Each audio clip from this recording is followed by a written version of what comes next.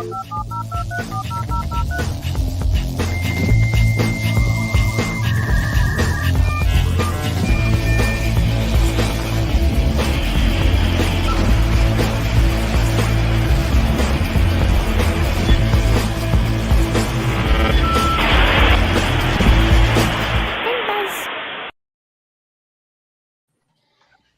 right. Party people in the place to be, vandals and fans of comics that are just glorious. We are back with a brand new episode of Pink Buzz, and joining us tonight, we have a returning superstar, the guy who is basically writing the real life documentary of Mark Zuckerberg and the metaverse. Why don't you go ahead and introduce yourself, pal? Hey there, my name is Emmanuel, and I am the creator of Tales from the Interface, a comic I've been doing since 2017.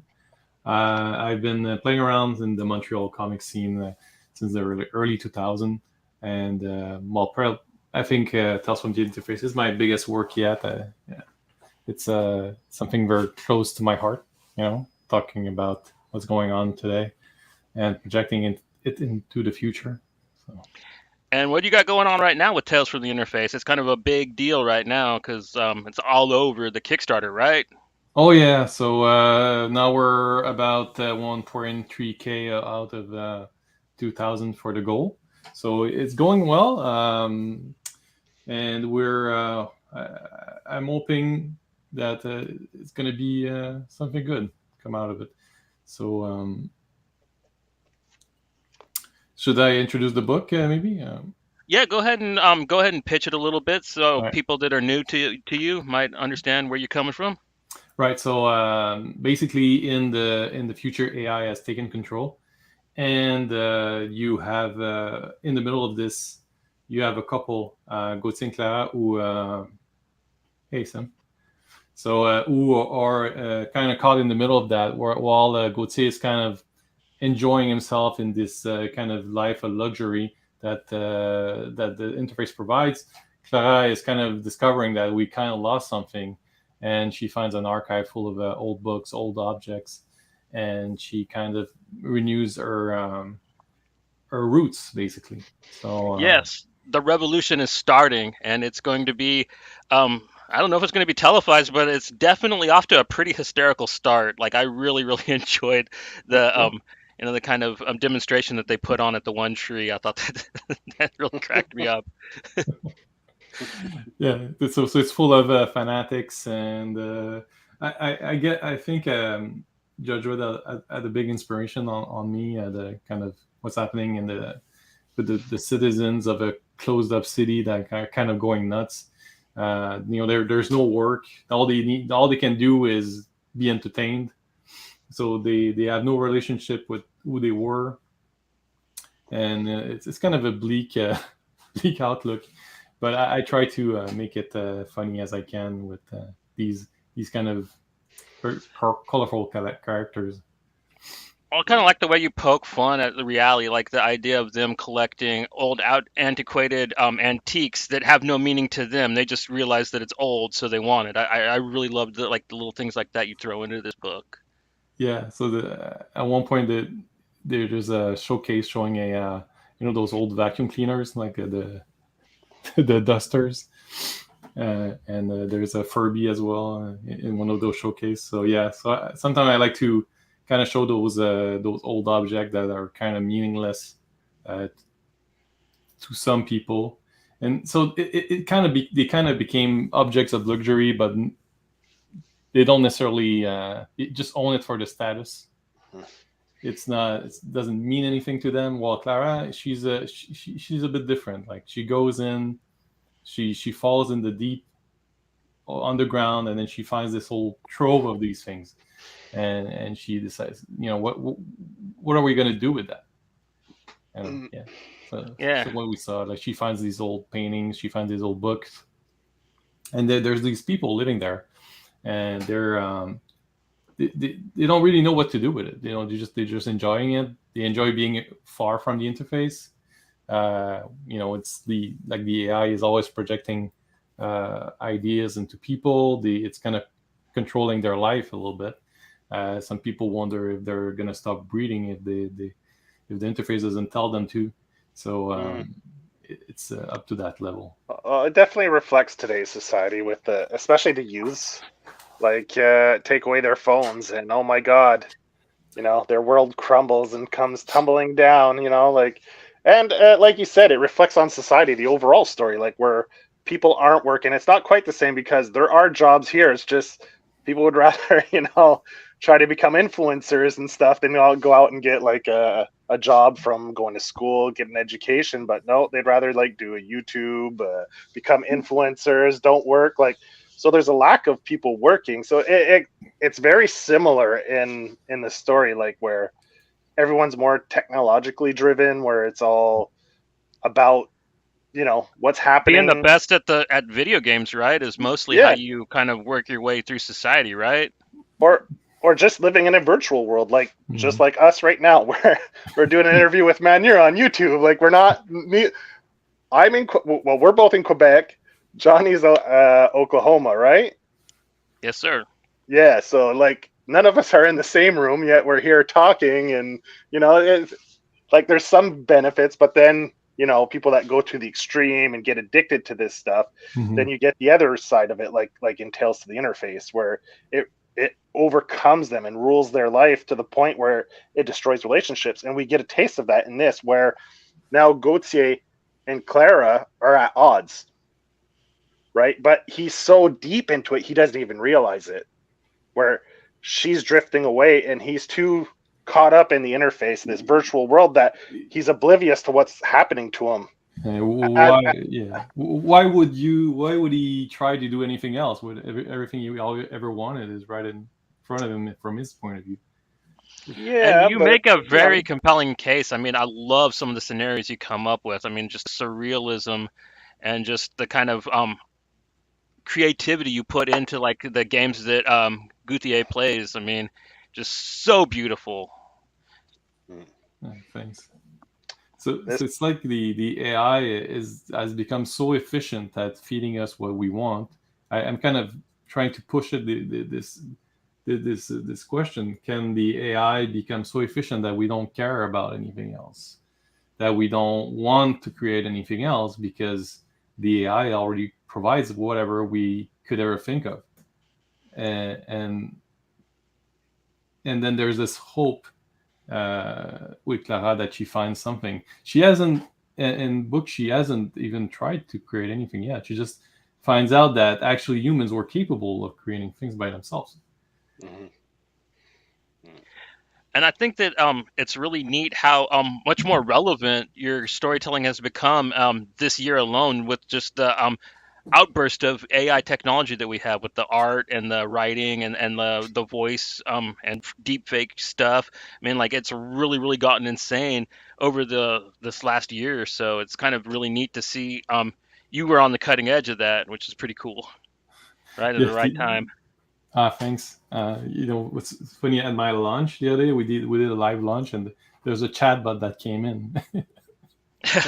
Like, and he was all confused because sometimes I'd speak in French, sometimes I'd speak in English, and it was all messed up. It was a French chatbot, and then he said, "Do you speak French?"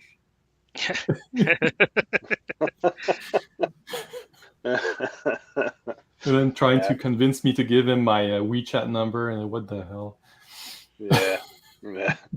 But it's funny because you talk about all the AI stuff, and there's another podcast I listened to called Worst Possible Timeline. And what they've started doing is they started using the virtual where it mimics your voice. And what they would do is write something out on it, and it would repeat one of the two cast members, and people would have to guess if it was real or if it was the AI. Like, is this something we actually said in one of our previous? Because they have like 300 episodes. So is it something we said like in one of the previous 300, or did we just make it up now while typing it in? And it was a pretty fun episode to see, like even the guys sometimes they're like, man, I don't remember if I actually said that, and he's like, no, you didn't, man, I just typed it in. And it's getting pretty scary, like how efficient these AIs are getting with all Yeah. this stuff. Yeah. Yeah, I'm kind of worried about that kind of what I see it as is a kind of feedback loop where AI feeds on itself into Mm, oblivion.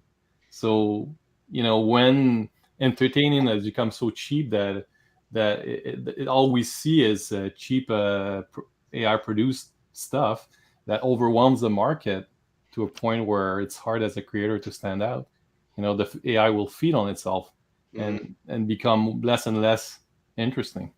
When do you think like we would get like somebody trying to put out like the first AI graphic novel, Oh, like it's made done. completely? Has it been done? Oh yeah, I've seen at least 2. Were they any good? I gotta check No, that out. what I've seen was pretty lame. I mean, it's it's hard to when you're making a comic, you want to own a character from every angle, every way that you can see it. But the AI, it feeds into a library of popular poses.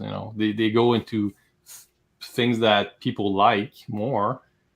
So I saw that comic was mostly just straight up faces, Face shots or profiles, pretty much, right? profiles, faces. It looks like what I do as a teenager sometimes. A page full of one faces, just with the dialogue beside it. Yeah,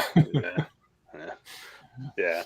Like you said, I mean, it's like a copy of a copy of a copy, and it just after a while, it's like you said, it's feeding off its own content that it created, right? So, it's nothing original will come out of it. They won't break any barriers or like take any risk to make something that'll be like, oh my god, no one ever thought of this, because it's just copying everyone else, right? Like we do to a certain extent, but we don't straight up copy. We kind of get inspired, and then it like your parents raise you and you take little bits from them, but you create yourself. Whereas, will AI ever become sentient enough where it'll be able to be its own thing without always referring to other things? And then I don't know, it's interesting, but like you said, scary at the same time, right? So I think a lot of people said it before me, but a good story has to be personal to a point. What is personal to an AI? It's not. It doesn't. I don't think it can relate to us to the same point as another human. I mean, there's the author behind it would be feeding it, but as an artist, you're not just you also represent visually. So I think there's an ingredient missing. I'm not sure that it can do the same, but what's scary is that it can produce it so much cheaply. Oh yeah. You just sign up and to whatever you don't even have to sign up. Software. There's a bunch of free ones now. Yeah, and just go on Stable Diffusion and type in Snyder Cut. That's how I got those pictures of that old dude with no shirt on that I was showing you. But I mean, look, you go on Kickstarter, right? And you see a lot of projects where, maybe they should have used an AI to draw the book for them, Shots fired. I don't want to be mean, but I mean, how many Kickstarter comic projects are on there right now? Like at any one given time each month? Probably about 200 at least. Yeah, hundreds. And I mean, a lot of them look alike, and some of them are, the quality ranges from like horrible to amazing, right? So, I mean, it's hard to say, like. I've certainly been doing a lot of thought on all the whole thing, referring to a lot to my Star Trek TNG days. They had that the holodeck and Data, for instance. Data creates art, and when I was watching that, he's a part of the crew. That's cool, but he was unique in a sense. And then it kind of made me rethink: would I want a legion of Data in our world producing, stuff like that? Should art be reserved for us? Is it fair? I don't know. That's it. It's a hard question to answer, because it's like evolution, right? Right now, the AI is evolving. Like, will it be able to evolve like we did and become, have real emotion, where it just doesn't, like right now, AI is like a serial killer. It mimics emotions, right? It watches how we react, how our emotions are, and it copies it like Well, a you basically sociopath tell it at would. this point. Yeah, Like you, exactly. Like sociopaths do. They don't have empathy, Mm. so they watch other people how they react and they copy it. So AI is basically Mm. like AI right now is like a sociopath. Yeah. So to look back to what I did is I saw that and I said, oh well, it became to a point where it was able to create all these things, and it reached a status quo where what do I do with the humans? You know, it, Mhm. what do I do with them? I don't want to kill them. But I need to kind of maintain them. So the AI is stuck with that responsibility. Yeah, yeah. I'm interested to see is as the story progresses, is Holloway really a person, or is he like AI at its most evolved? Right? I don't know. Is that what's going to happen in the end? I don't know. Anyway, we'll see. yeah, and why Gauthier is so important. Like there are some really nice mysteries going on in this book. Yeah, yeah. There's a quite the relationship between like why is Yeah, Holloway like Gauthier so much and love yeah, him? Like yeah. there's definitely something hidden there that's not revealed yet. Yes, the next part is kind of the last of that whole arc. So Uh, and it's gonna be I hope people can understand it the way I've laid it out. I've showed it to a few people. They said they got it, but it's difficult to show so much and sometimes to explain everything in the conclusion. Uh, and, and man, this issue definitely gave off some Vanilla Skies vibes, man. Like there's a panel in there that makes a reference to a very classic album cover. So as I was reading it, I was like, man, this is like very Vanilla Sky-ish. You know, you get like these scenes, and it's almost like are they are they all already in the interface? Because like that panel, they're there and they're walking, and it's just like the album cover. I'll let people like it's kind of an Easter egg, so I don't want to say exactly what it is, but like is it already like everyone's already living in the interface, and you get these little Easter eggs that are just like the AI mimicking stuff it's collected and put it into a scenario, right? I don't know, like or it could just because you love that album, so you would just want to draw it in there. Maybe I'm reading too far into it. uh, I don't want to burst a bubble. I think it's more of a coincidence. Because in Vanilla Sky, it was the same thing, right? That one shot is like the Bob Dylan album cover, right? Was it Bob Dylan? I think it was a Bob Dylan cover in the Vanilla Sky. But anyway, so when I saw that, I wasn't sure if it was just you, like, I'd love to draw that cover in somehow, and you decide to pick that panel to do it. But I think it was just in my subconscious somewhere. really, And then when I drew, it just came out. wow! Because even the tiles, the way they line up, Oh, you it's really? crazy. Oh man, I cropped it anyway. I'll send it to you, and you'll see what I mean. Yeah, Do you know sure, which? sure. Do you know which panel I'm talking about? I No, do. I'm not sure. Did you notice it, Johnny? Yeah. Um, Did you think the same thing I'm thinking? a little bit. Yeah. I mean, but Yeah. it's just such an iconic thing. Like the Red Hot Chili Peppers spoofed it. Like Yeah. a couple other. Like I think they did it in the Chipmunks movie. So Okay. Uh, Okay. yeah, it'll show me. I'm not really not sure. It was in my subconscious somewhere. There is an album cover though in that book Uh, that was on purpose. the It's monk, huh? was it? The monk looks like Henry Rollins screaming. It's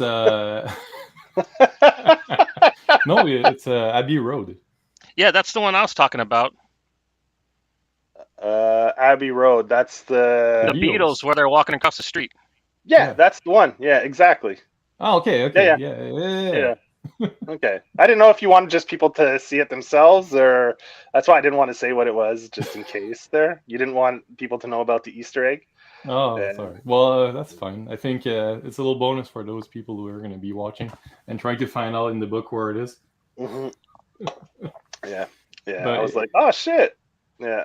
yeah, It's well done because I noticed it. I was like, but not on the first go. On the first go, I was going through and like And then as I went through it the second time, right away, I noticed it right away on the second shot. When I revisited the book on the second time, I saw it right away. Yeah. Yeah, I even put like one of the guys is bare feet because of Oh, Paul. Paul was dead. Yeah. Yeah. Yeah. I like that. That was a nice little touch. I thought that was pretty cool. And man, this book, you had some nice, beautiful panels. Like bigger panels where when she's coming down from her trip, you know, and it's in the background with another panel, like beautiful stuff. Like you could see your works, the evolution of your work from some of the pages. And I like how I could see the date on the side of some of them.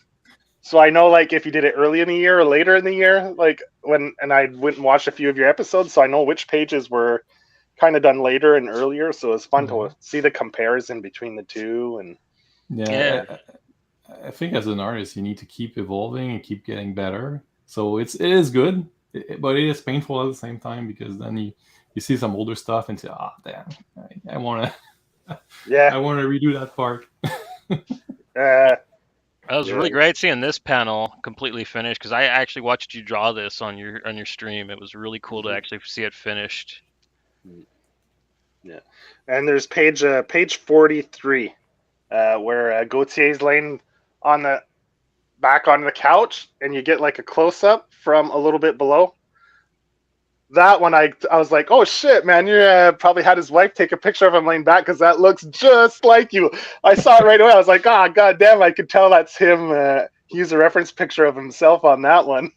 That's the cheapest reference that you can get. Just take a picture of yourself. Yeah, I saw that. I was like, oh shit, that's Menu. I have a bunch of really ugly pictures of of myself in weird poses for this. Yeah. Last year for the Kickstarter I had a tier at the end where I dressed up as Gautier.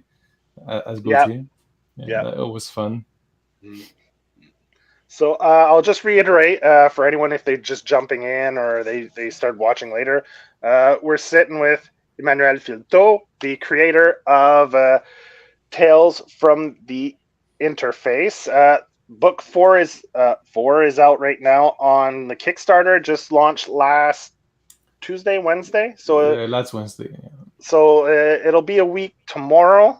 So it's off to a pretty good start. We're 23 days left. It's at 65%. Link is in the description. Yeah, link is down in the description. So if any of you are interested, which you should be because it's a great book, go hit that link. Go back this book. Manu's been working hard on this for the past, year and a half about? 2 years. 2 years, yeah. So the last volume came out. I'm assuming you have a catch-up tier for people in case...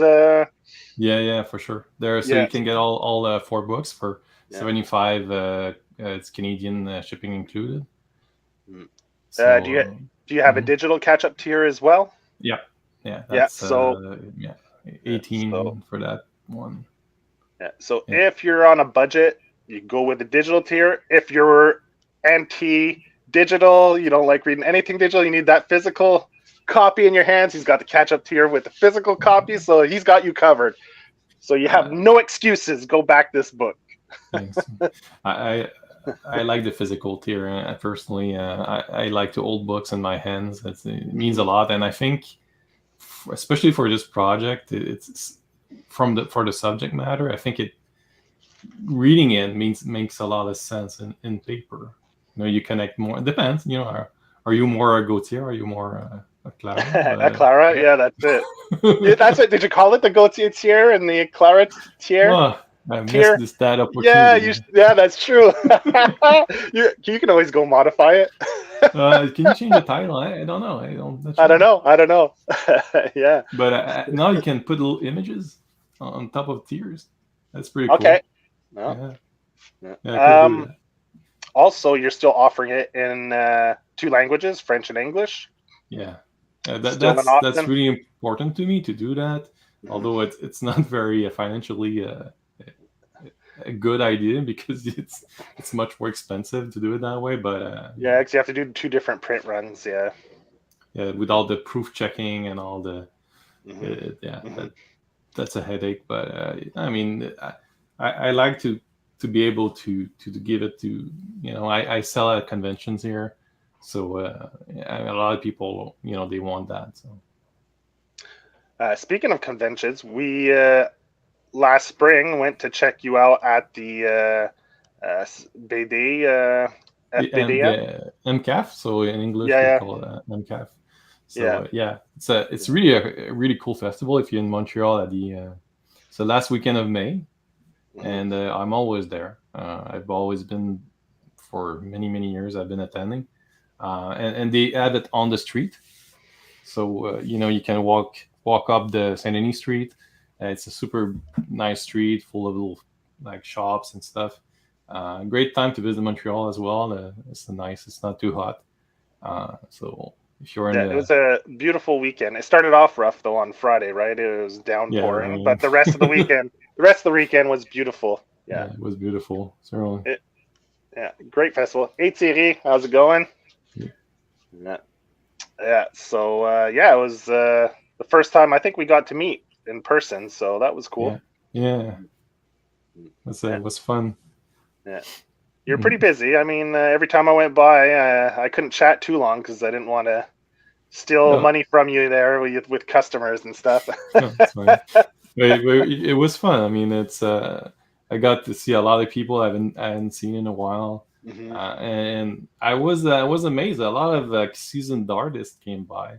I've been in the kind of the community for quite a while, but I think it's probably the first time that I've been more recognized for my work. I've been hanging out with them, but as a peer, I think I'm being more recognized for this work than before. So. And you actually went to a TCAF as well last year. Yeah. It was a fun first experience. Yeah. I took like the cheapest place I could find, like the third floor, a third of table. But I think I think it's more worth it to just get a table, just invest a bit more to have more visibility. I think I think in the end you sell better that way, even if you pay more for the spot. It makes up for the number of sales will make up for the price difference for the table. I think it would. Yeah, that's my suspicion. Because at MCAF, I had for a long time I just had my half table, and it didn't work as well. So I'm thinking that it is worth it to get a full table. That's what I'm doing at Montreal, and it's always been doing good that way.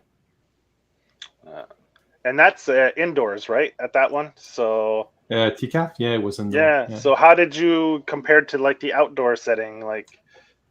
Oh, it was much better in Montreal. Yeah, it was because we had a great weekend, so it was a beautiful weekend. Yeah. Everyone was out. There was live music everywhere, out on the streets. Yes. But you don't have to worry about the weather though. That's the one thing you don't. That's if it gets rained out, then that would suck. Yeah. But when you get nice weather, man, it makes it. Yeah. It's the risk and reward, right? Of course, we're protected, but it's the poor people who buying books and it's fucking pouring. You're like, oh. I've been told that TCAF that year, it was the first year since the pandemic they've been hosting it, and people have been telling me that there weren't a lot of people compared to usually. So. Oh, really? Okay. So I think it was a slower year as well. So I'm gonna try again for next time, not this year, but the year after, since I have my new books, and if they accept me, because they're they have very little place. Okay, so it's okay. Yeah, it's very limited. No, not a lot of people can go there. They don't have a lot of space. Yeah, Sergio, one of our friends from House of Nerds, he keeps bugging me to go and meet up with them over at TCAF. So I don't know if I'll go this year, but anyway, we'll see. Maybe I'll drive up to Toronto and go check it out with them one time. Yeah, they should copy Montreal. I'm telling you, it was so awesome in the street like that. I mean, in the park wasn't really not as nice.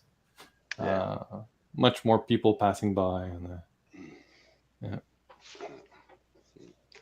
Yeah, cool. Did you bring it? You said you actually sold quite a few French books when you're in Toronto, eh? Yeah, to French people from France. Oh yeah, yeah. That's pretty cool. You go. How many did you bring? Did you bring many, or not very many? Or No, not very many. I think I sold maybe 10 copies to French people there. Huh. I think it connects to people from Europe because of the style. They were kind of it's more influenced by that than like Yeah, American yeah, style. yeah, yeah. Oh, back. Well, back now that we're back on your book, man. There's a new character you introduce, and buttocks. Buttocks. Is that how you pronounce it? Yeah.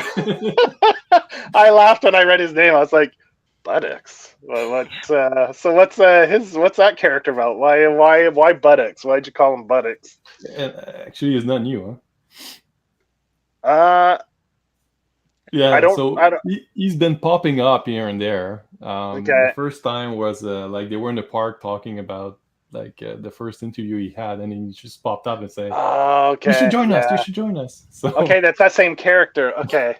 yeah. Okay. So I call him like that because he's a kiss ass and he looks like he's had plastic surgery. So okay.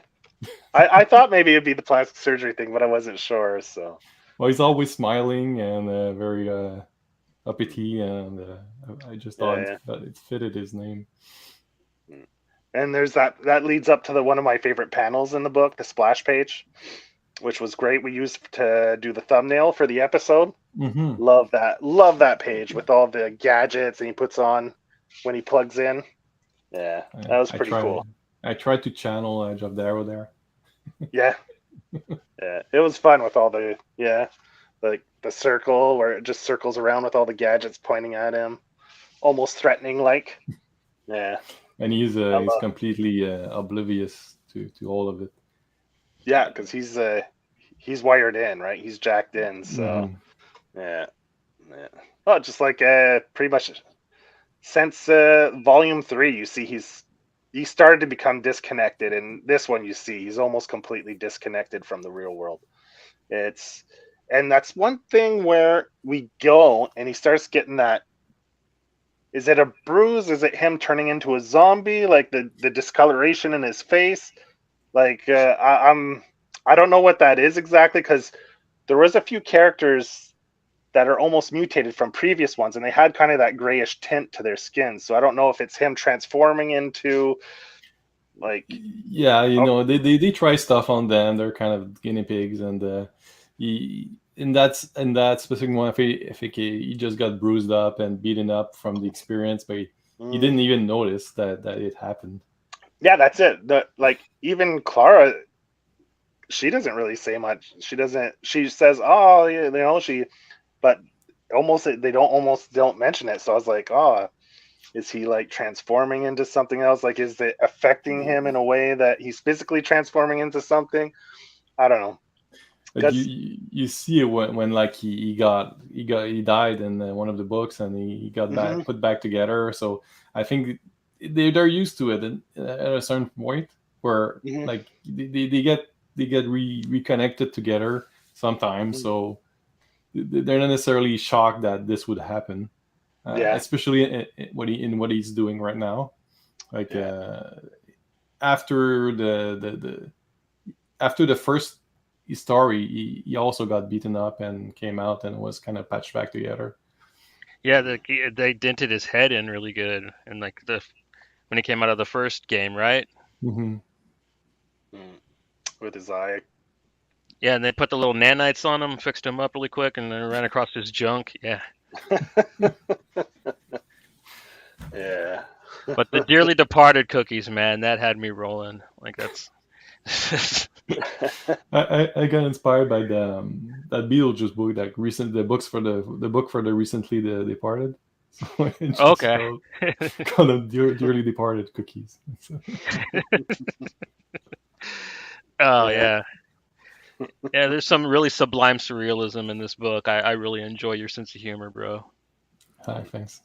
And I know you posted some some recoloring, some redrawing. You redid some older panels from some of the previous volumes, right? So people, the people that are going to get, let's say, the catch-up tier, are they going to get these new versions with the updated So images, or depends which one, because I kind of getting out my old stock before I get to the new one. So basically, if you get the digital tier, it's all the new stuff for sure. okay? But the print in English is new.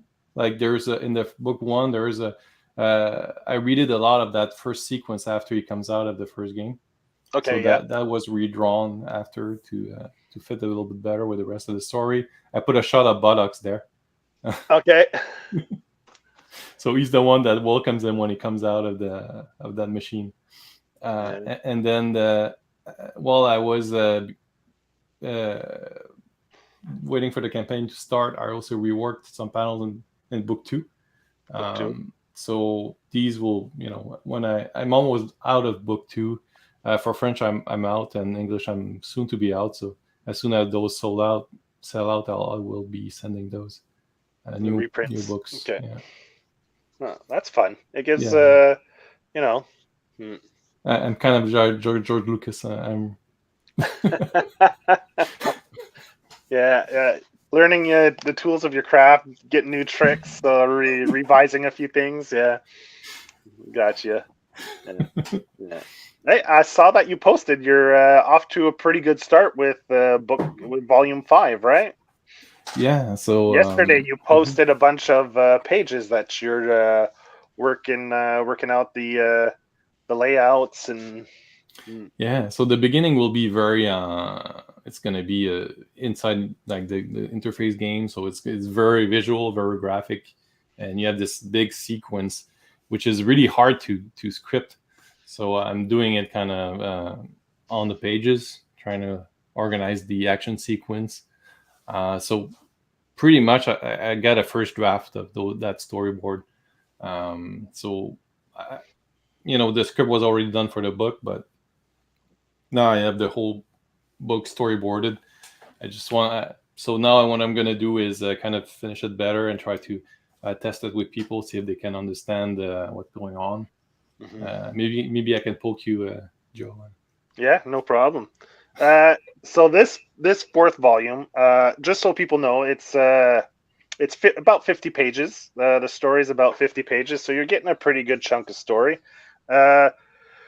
Every volume was roughly the same number of pages. So is volume 5 going to be roughly the same thing as well? Another 50-page book, roughly, or? Yeah, 48 like the other ones. Just the first one that's slightly smaller. It's 40 instead of 48. Okay. But all the other ones are always 2 chapters of 24 pages. The last one will be a continuous 48, though. Okay. And what do you? I noticed you put something for a stretch goal. You posted something this week. Something about sausages or something. What's that about? What's going on there? So, I announced that when I reach my goal. I don't know if I should call this stretch goal. It's anyway. So when I reach 2,000, which is I fulfill my goal, I will unleash the sausages. So basically, what I'm gonna do is a sausage hunt where I'm gonna draw. Like I think I already have a bunch of sausages in there, but I'm gonna draw an additional, I think 36, and then people can play at finding them all. Do you already have them ready, or do you have to go in and no, add them I have to go in. You have to go back in and put them in there? Okay. I'm gonna be so sick of drawing sausage after that. What other stretch goals do you have for the campaign? So the next one is a little foodzine. If you bought my book before, maybe you got the monster one. So this is a little folded paper thing. And if you look at my campaign, I have little pictures of food around, and this is like a little fold-out book of those pictures. Okay. So I would like to include that with every physical copy if I reach that goal. So that's the second tier, I believe. And then I must be crazy, but I'm asking, I'm proposing another tier, which is cookies. So it's like the sausage tier, but with cookies. Okay. So you have like little dearly departed cookies everywhere.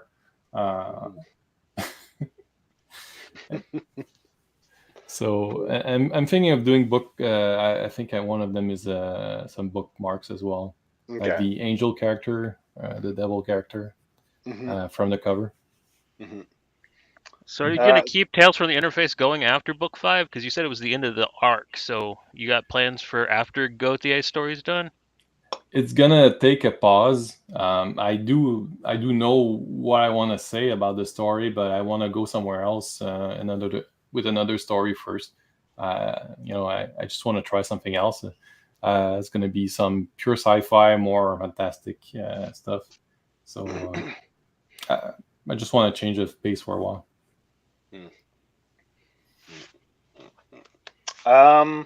So usually it's on Thursday nights you draw your Tales from the Interface. People can go and check you out on Thursdays. I know you took a couple breaks from it, but you're pretty consistent. You're there pretty solid every Thursday. So, people say that the life of an artist is you're stuck in your room alone, and so if ever, just stop in, even if it's for 5-10 minutes, to say hi. I mean, at least you have someone to talk to while you're working. And I stop in every once in a while. I've been a little more busy of late, so I haven't been able to do it as often these days. But yeah, it's always fun to hop in and chat a little bit. And it's very relaxed. Sometimes some people have told me they just enjoy just watching, and because it's very zen. Yeah, it's really chill. Yeah. So yeah, we've had some good chats during your live sessions. So yeah, I always like to have a chat with anybody who comes in, and another chat bot. Yeah.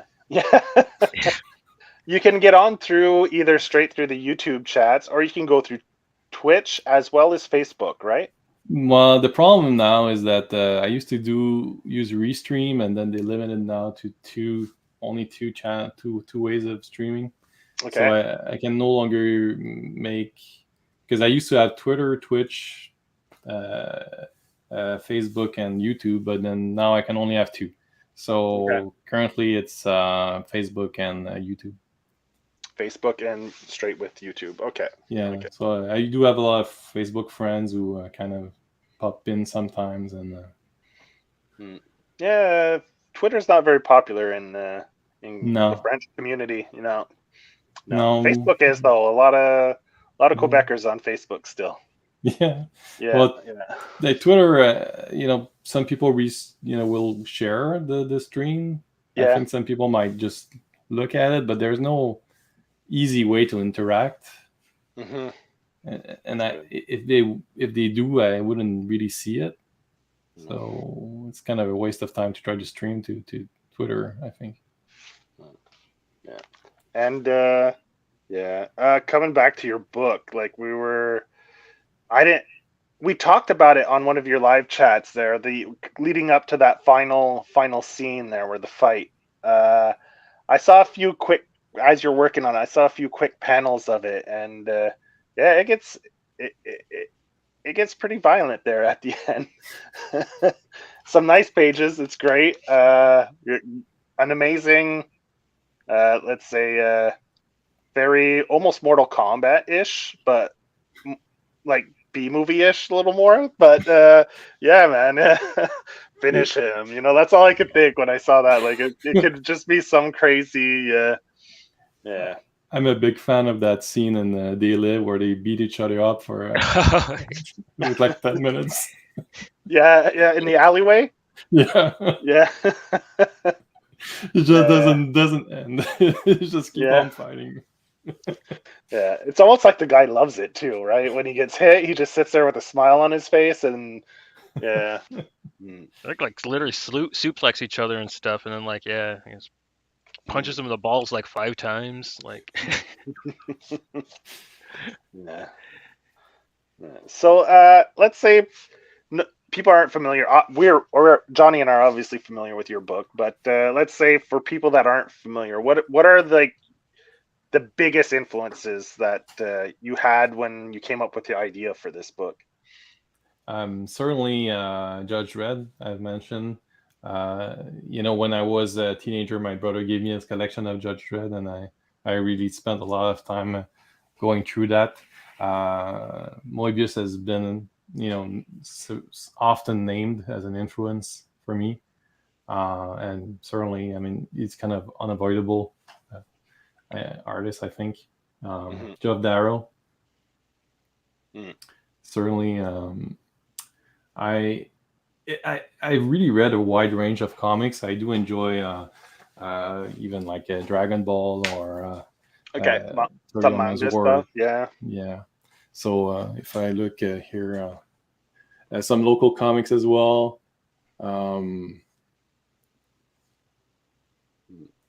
There's a lot of French stuff that maybe the viewers wouldn't know about, but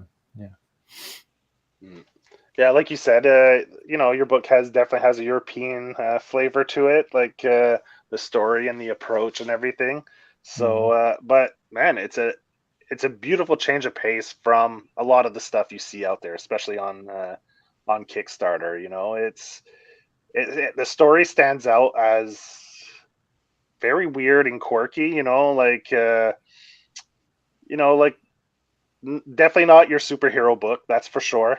But it's like I said before, in the beginning it felt a lot like an anthology series where like you go into the interface and you get these little stories. But now I find the stories progressed so much now that it's coming together now. It doesn't feel as much as an anthology now that we're on book 4. Like now all the threads are starting to come together and you're starting to see it more, where it was a nice gradual pacing to volume 4. Yeah. There is a Godrak action figure behind me, yes. and I think, I see what you're saying, Joe. And I think a lot of people are starting to see that. I see more and more returning backers compared to people finding out. The proportion of people buying the whole thing versus just buying the last one. And it's amazing because it's really, when you start to see people you've never heard of before coming back, I think that's a really good sign. I'm really happy about that. I think Kickstarter helped me a lot to find these people, because I see a lot of them jumped in like second, third book, and then they are back again. So I'm really happy to see that. The comic landscape has been changing a lot in the last year and a half, and on social media, you've been seeing people kind of bringing up Kickstarter and trends, and like some people have said they've been having a harder time for their books to back. Other people have said they haven't seen a difference. So far, this campaign, has it been comparable to your other ones? Is it progressing kind of in the same light? Have you noticed much of a difference in the trends on Kickstarter lately, or everything seems to be going pretty good? Like, I mean, we're a weekend and we're getting close to 70% funded, so that's pretty good. I mean, that's just what I said. That there's more. The proportion of returning backers is much bigger than the last time. I see less people into the bigger tier. Maybe that's a question of price, because it's a bigger, certainly you get your price buying 4 point. books, it's going to cost more. So I think that may be slowing down because of that.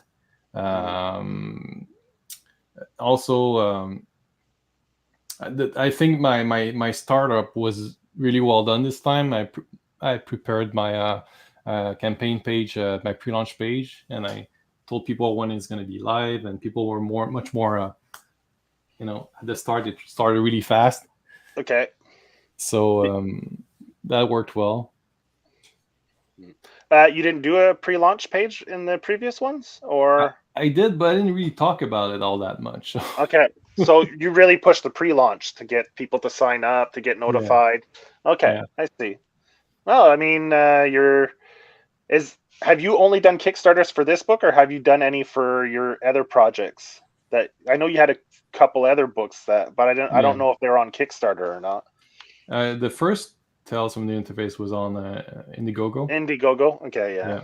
But it was my first experience with crowdfunding. Yeah. Yeah. Okay. So, and at that time, it was really, I think, 90% friends my close friend that bought it. Okay. Well, that's the way you start, right? Your friends support you, then you kind of grow. Like you said, you've grown your following, right? Because, like you said, a lot of people are coming back, and that's it. So, I mean, it's a different market, the in-person market versus the online market. You need to kind of to get known. My other books that I did before, I used to try to sell them at conventions, like big and small. We have a few around Montreal. I try to hog them around. Since I work full time, so my production hasn't been super huge, So I'm kind of slow in that way. But I've been doing comics since like '97, publishing my own zines, and around that time, the way to do it was to bring it to shops around town and try to sell them that way. You do a consignment deal? Yeah, consignments. Yeah.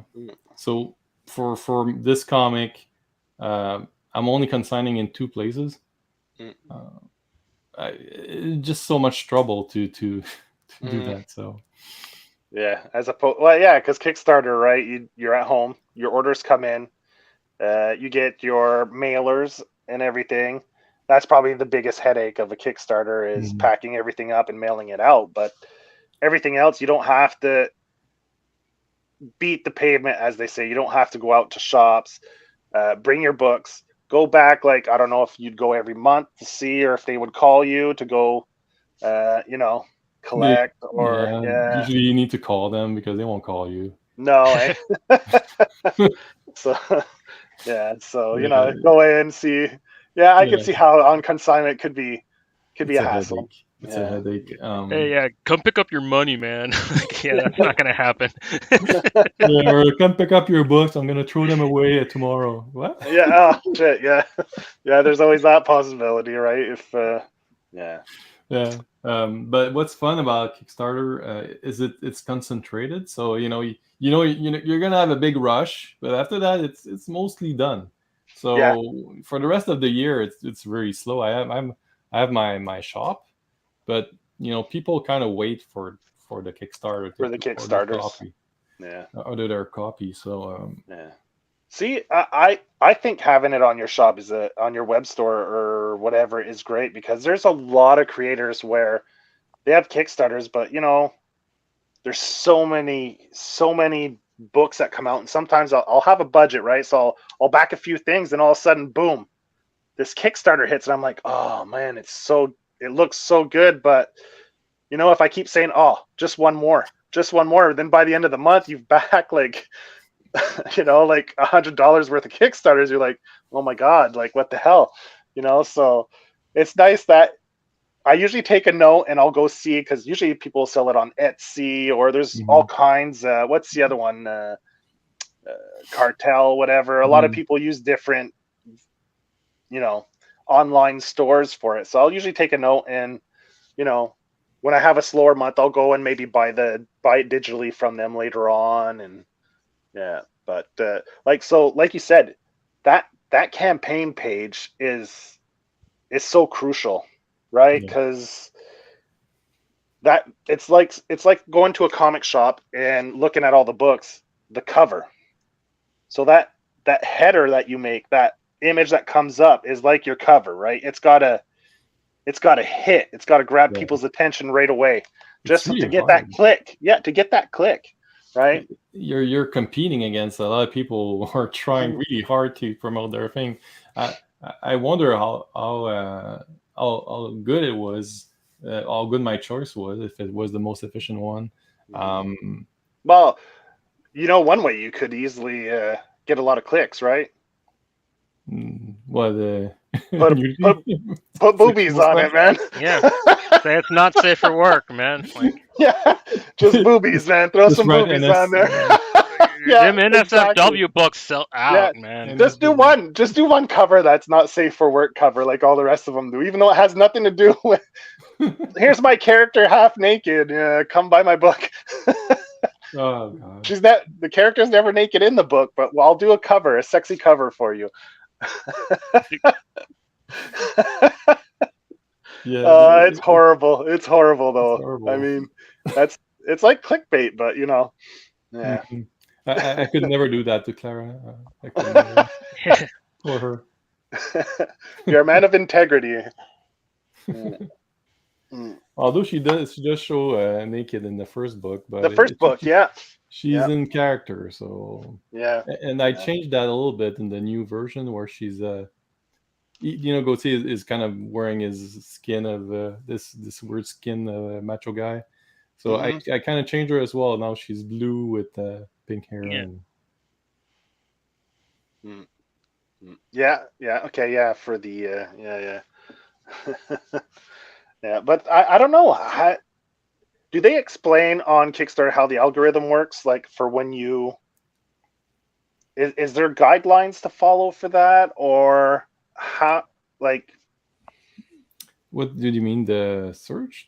yeah, when you do a search, sometimes you like, or even like you'll go in and just for the random stuff to come up. How does the algorithm work? Like when you, let's say, graphic Because novels or sometimes the really cool stuff is at the bottom, or you got to scroll a while to get to it.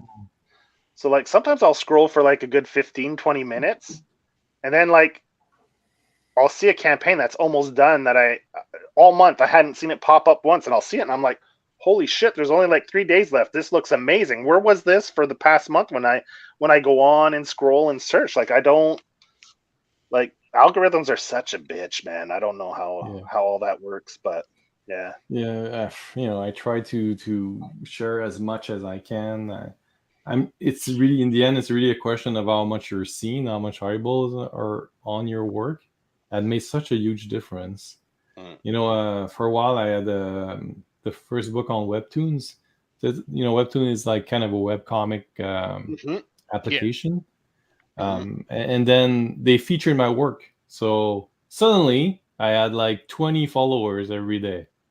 It was crazy for for a while. And then suddenly I was no longer on the featured page. 0, 0, 0, 0, 0, or 1, 2. So it's kind of like you're the chosen one, and then suddenly I don't know until what point they try to do that, so you lure more people in their platform so they can see the ads. But that's Webtoon. I'm not saying Kickstarter is like that. So to answer your question, I really don't know how they kind of decide how to organize things. I know that last time when I became a Project We Love, it really suddenly jumped boosted for the third book. But for this book, I was Project We Love like almost from the beginning. So I'm not sure how much it helped. Yeah. But they have this new thing now, like Kickstarter reads, which is very confusing. I saw that Kickstarter reads. What is that? It's so it's like a Twitter account managed by Kickstarter to promote books on the platform. So people can go like a community and chat with one another, and like, I backed this. Go check like within the Kickstart. Like it's its own. It's really a Twitter account managed by Kickstarter people. So when you tag them and hashtag them, they will like go through it and then pick certain project and say, oh, this one looks cool, and then they will reshare it. And sometimes they use that account as well for because they do articles as well on certain projects. So that's kind of how they discover projects. And where do you see these articles? Like, do they post it throughout all social media platforms or just within the Kickstarter platform? They post it on Kickstarter, and they also post it on their Twitter Kickstarter reads. Okay. Hey, Dylan. How's it going? Dylan Corbisser, Metalhead Samurai, is in the house. Yeah.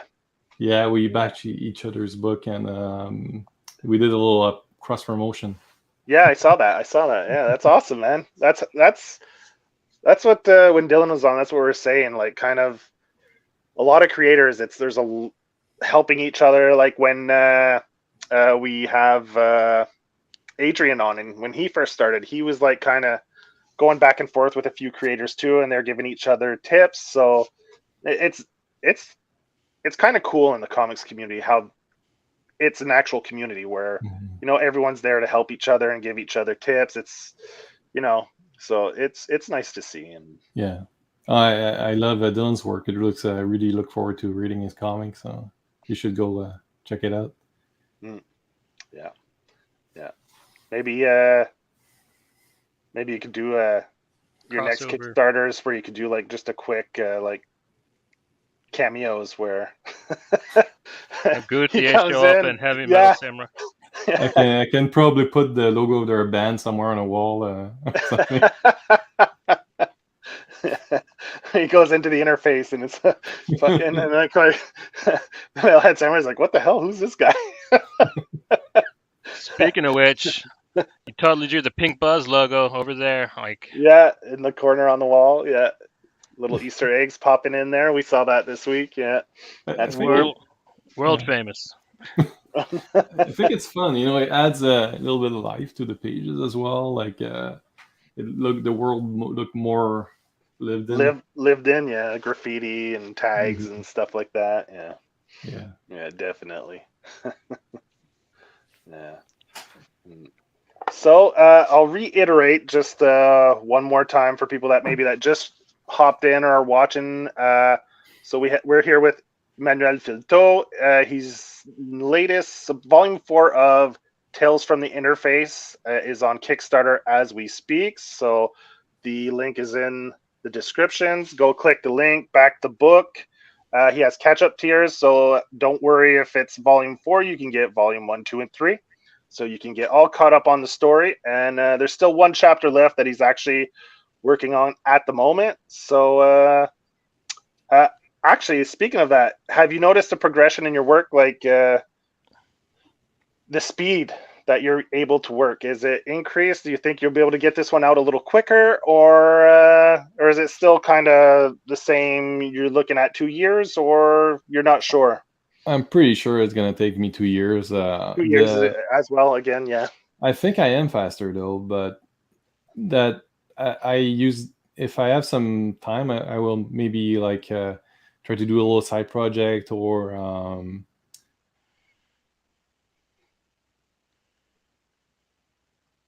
Oh, did we lose him? past books like I did for 1 and 2. No, I'm back. Okay. So sometimes I will like try to fix some stuff from the previous books, Okay. or I try to use the time. But at the same time, this next book looks like it's going to be really hard to draw. So I think I'm going to need all the time I can have. A little more ambitious with the scenes and stuff. Yeah, that sequence. There's a big like kind of action sequence in the beginning, and I'm kind of breaking my head into figuring out how I'm gonna be able to do that, but we'll get there. Cool. So how hard did you crack up when Zuckerberg started talking about the metaverse? Like, and did you feel like totally vindicated in your prophesizing? I think he was almost late.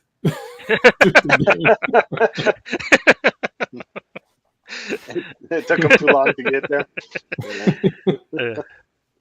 And Facebook, they're kind of half-assed about all their software and their stuff. So I go there because that's where people are, and I like to chat with my friends and get news about people. So, but the software itself is really, really bad. Yeah, it's glitchy, very glitchy. I'm a UX designer, so that I kind of very sensitive about that. So you can spot that stuff. I gotcha. It's probably partly why I call the book like that, like Tales from the Interface. It resonates that the interface in the book is no longer there because it became so perfect that you don't even need it anymore. right? They say best design is no design at all. Well, there you go. There's no interface anymore. It's invisible. You're in it. Straight up, like live right there. Seamless. So, well, Gautier's kind of, he's getting lost. There's no interface. He's pretty soon he's not going to know if he's in the interface or not anymore. Yeah. Yeah. So, hey.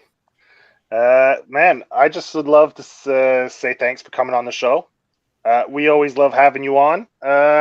Always a good time. Always a pleasure seeing your work and reading it. Fantastic 4th volume. People definitely should go check this out. The first 3 volumes are fantastic as well. So yeah, man, go to the link in the bottom, click on it, back the book, Tales from the Interface, Volume 4 on Kickstarter as we speak. You have about 20 some odd days left to go back it. So show this man some love and go back his book. Hey, thanks so much for having me. It was a blast as usual. And I look forward to seeing you next summer, Joel. Maybe if you come to yeah, I'll definitely come again. That was well, if the weather's nice. If it's raining, I'll probably pass. But yeah, if it's beautiful, man, I'll be there. It was definitely great time going to that festival. So Johnny, what you got for us to sign out? Just that on Friday we will be back. We're talking about Dark Horse Comics. Elle might be with us, and that should be a lot of fun. We'll see you guys then. And like Joey said, man, go check out this book. Like I said, man, it's got just some really sublime surrealism. Like Manu really gets it. He really nails it. Like some of the really good European masters that so you might not know about, but like Mobius and the like, I'm pretty sure people know that name, and it's very similar, very good. And actually Arzak makes an appearance in one of the books, which I think is really fun. So neat little things like that to look out for, Easter eggs. So yeah, check it out. But we'll see you Friday. Yeah, Joey, go ahead. Just Manu, just to plug his socials, because it's not under Manu, it's Inc. Underscore Orperated, right? INK. That's the Instagram, yeah. And I couldn't get the same one for Twitter, so there's no hyphenation or nothing. It's all one word in one word for Twitter. Yeah. Because if you're looking for Manu on the socials, you can go find him there. Yeah. Yeah. Well, if you type my full name, you're gonna find me. Okay. Yeah. Or that as well. Yeah. Yeah. So, all right then. Have a good week, everyone. See you Friday. Johnny intro. Yeah.